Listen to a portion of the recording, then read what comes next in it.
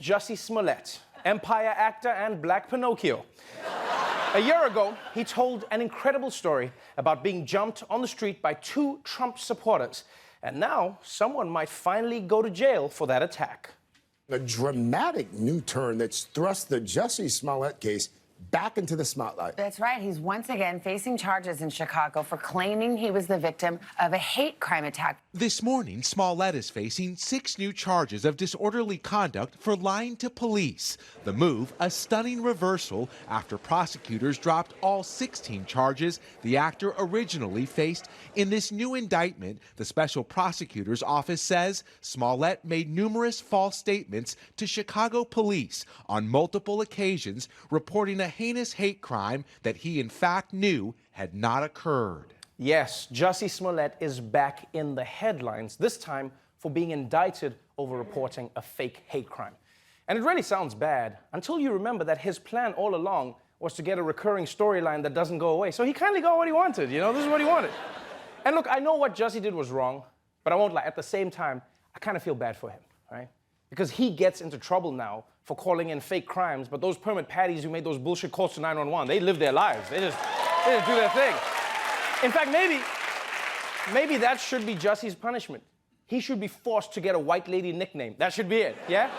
Everywhere he goes, people be like, well, well, well, there goes Subway Smollett. There he is. But let's move on to Roger Stone, Trump campaign aide and the Monopoly man's cocaine dealer.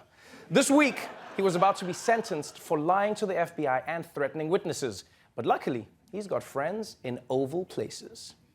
Late tonight, all 4 federal prosecutors on the Roger Stone case have quit after the department undercut their recommended sentence. Just yesterday, those career prosecutors recommended he get 7 to 9 years behind bars.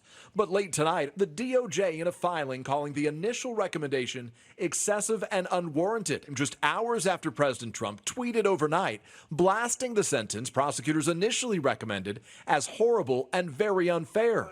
The president denying he had anything to do with it. You seem from your tweet today that you were upset about the Roger Stone sentencing. Did Yeah, you? I thought it was ridiculous. Did you ask the Justice Department to change that? No, I didn't speak to the Justice. I'd be able to do it if I wanted. I have the absolute right to do it. I stay out of things to a degree that people wouldn't believe. That's right, folks. That's right. I stay out of things. I stay out of everything. Intelligence briefings, church, Melania's bedroom. I stay out of all of it. I stay out. This is actually crazy what happened here. The Justice Department recommended Roger Stone get 7 to 9 years in prison, right? Trump then tweets that their recommendation is too harsh, so they then cancel their recommendation. And then Trump says he's totally staying out of it. That's not what he did.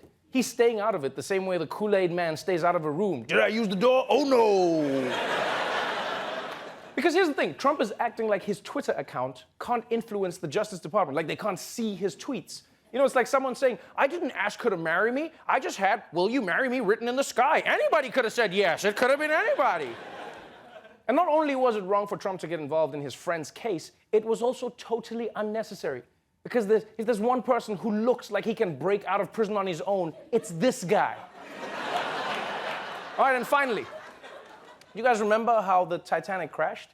Well, it happened again. A new report claims the wreck of the Titanic was hit by a submarine last year, but the U.S. government kept it a secret. That's according to legal documents reviewed by the British newspaper The Telegraph. It says a $35 million underwater vehicle hit the Titanic wreckage in July. It comes ahead of what could be a landmark court battle over the future of the wreckage. Yo, this is insane. The Titanic was involved in another crash? No, their nationwide premiums are totally going through the roof, man. I'm glad that no one was hurt. Because how would you explain that to people? Yeah, just be like, Brian died in the Titanic. Yeah, this year, yeah. Titanic versus submarine is such a weird story. I mean, technically, though, the Titanic is also a submarine. Yeah, really, any ship can be a submarine if your captain is shitty enough when you think about it. You know what would be crazy, though? Is if getting hit makes the Titanic unsink, like that could be a rule, right? If you crash, you go down. If you crash again, you get to come up.